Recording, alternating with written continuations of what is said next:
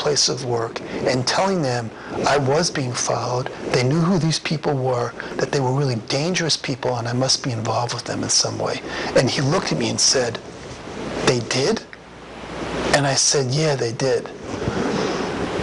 I asked him if I wasn't hallucinating, how do you explain my home being vandalized and the phone lines ripped up? He said it was just coincidence. I asked him how he explained all the cars I had seen with blacked out windows and no visible license plates. He looked at me curiously and said nothing. Obviously, he hadn't read that part. It was obvious to me that he had not read major parts of the documentation. I asked him how he explained the police telling me that they would contact the driver of the car if I found out who he was, but then refusing to do so. He had no answer. I asked him how he explained the police telling me that they would I asked him how he explained all of the break-ins into my apartment, break-ins I had proof in by, photo proof of it. He had no answer for me. I asked him how he explained my safe deposit box being opened and tampered with in April. He had nothing to say to me. I asked him how he explained all the phone calls to my cell phone and then all of them stopping after I discussed it with Detective Nebel. Eichelheimer said nothing to that either. I asked him how he explained that after I told Detective Nebel I was afraid Greenwood will poison me, I got poisoned and found that orange substance.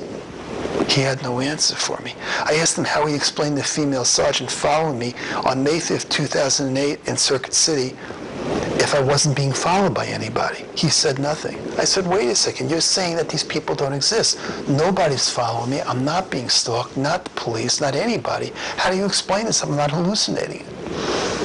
I then asked him how he explained the Mason sand. He said that there was construction everywhere and that Mason sand was not that unusual. I said this wasn't a little bit of Mason sand. It was in my closets, inside my drawers, in my underwear. It got on my razor.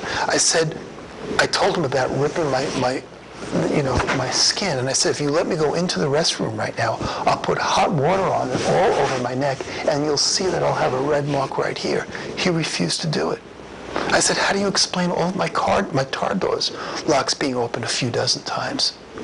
Couldn't explain it. I said, how do you explain the fact that when I take a shower, because he's been throwing this Mason sand into my car, where my skin isn't covered, I've got redness all in the upper torso that's not where my skin isn't covered by my crew neck t-shirts. He didn't say anything. I said, let me take a shower. You can see for it yourself. He refused to let me do that. And then I just started telling him, I'd found this, so much Mason sand. I said, listen, come back to my car. You can sit in the car yourself, you'll feel the Mason sand. You can go back to my apartment, you can feel the Mason sand there. There's so much that you can do if you saw me on an outpatient basis, and I could prove to you that this was going on. There's tons of Mason sand. And he finally lost it and said, Harvey, you don't understand how much pressure I'm under to hospitalize you. And he stopped, and I said, who's pressuring you? And he realized he shouldn't have said that. I think part of him wanted to say, this isn't my fault, I'm being forced to do this. I said, who's pressuring you? He said, it was a police 72-hour hold. I said, all your 72-hour holds are police 72-hour holds. He said, well, my supervisor called me and pressured me. I said, well, then who's pressuring him and who's pressuring you? He wouldn't say anything, and he just walked out of the room. And I knew then that it was the governor and the mayor that had done this to me. And yet, Dr. Eichelheimer was hospitalizing me, knowing that there was absolutely nothing wrong with me. And then the entire clinical staff at Denver General Hospital, the psychiatric staff, went along with this. Dr. Eichelheimer was somebody who would sell out everything my profession is supposed to believe in just to cover his butt and keep his job. He was unethically and unjustifiably hospitalizing me, and in doing so, he was helping to destroy my professional and personal life. I mean, after all, who would hire me as a therapist if they knew that I had been put on a 72-hour hold in a psychiatric hospital? I became a social worker in the 1970s, specifically in an effort to address the history that the psychiatric profession had of unjustifiably hospitalizing people and treating them in an unethical, coercive, dehumanizing, and at times abusive and even brutal manner. My profession has a long and shameful history of being used for social and political oppression.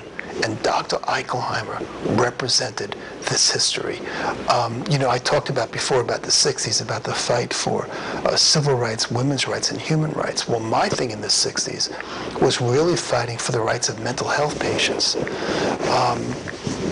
The hospitalization was extremely traumatic for me. While I was there, the other clinicians who perpetuated this hospital. Let me just go back for a second. I also want to talk about that back in the 1970s, these abuses in psychiatry and hospitalization were so extreme that it led to massive changes being made in my profession, where a lot of psychologists and social workers like myself got together and really fought very hard for mental health patients' rights. So again, the hospitalization was extremely traumatic for me. While I was in there, the other clinicians that perpetuated my traumatization were the unit social worker, Allie, Dr. Harris, Dr. Boyer, and a guy named Dr. G. That's all he was identified with. There was also a nurse that was in the overnight shift. I don't recall her name, but I'll deservingly refer to her as Nurse Ratchet. When I left intake, I was taken up to the ward. I was not, as Dr. Eichelheimer had assured me, put on the ward with the less severe patients. Instead, I was put on the ward with all the psychotic patients. Dr. Eichelheimer probably decided after speaking with me, I better cover my butt, and if I put him on this ward, I can later say, well, maybe I did think he was a danger to himself, or he was hallucinating and having hallucinations, and that way he can cover his butt doing that. Dr. Eichelheimer showed that he had not even the slightest trace of a conscience in the way that he dealt with me. When I arrived on the ward, I was seen by a nurse and a psychiatrist. When I asked the psychiatrist his name, he didn't have a name tag. All he said was call him Dr. G, like he was a DJ. I spoke with the nurse and Dr. G together for about 45 minutes.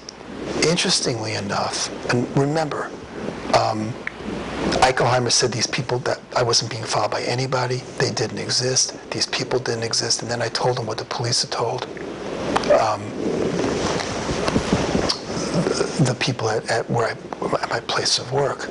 Well, it was obvious to me that Eichelheimer had called my place of work and talked with them, because Dr. G looked at me and said, you know, Harvey, we now think at one time you were being stalked and these people were being real, but somewhere along the line, they're not real anymore, so we're going to hospitalize you anyway. And I said, but you just told me, Dr. G, you don't think that I'm psychotic either. I'm not hallucinating. How do you explain all these different concrete evidence things that happened to me that would prove that I'm not delusional? And in fact, you could come back to my apartment with me right now, take off your shoes, walk around the rug, and you're going to feel it. You're going to feel all the Mason sand. He had absolutely nothing to say to me. So I said to him, well, listen, you know, you did think at one point I was being stalked. How long does the stalking have to have stopped for me to be delusional? I mean, if it just stopped last week, would you still call me delusional? If it was 3 months ago, would I still be delusional? I mean, I've been seeing all these proofs that I'm being stalked with my car doors being opened and Mason sand being put in all over the last week. He didn't have any answer for me whatsoever.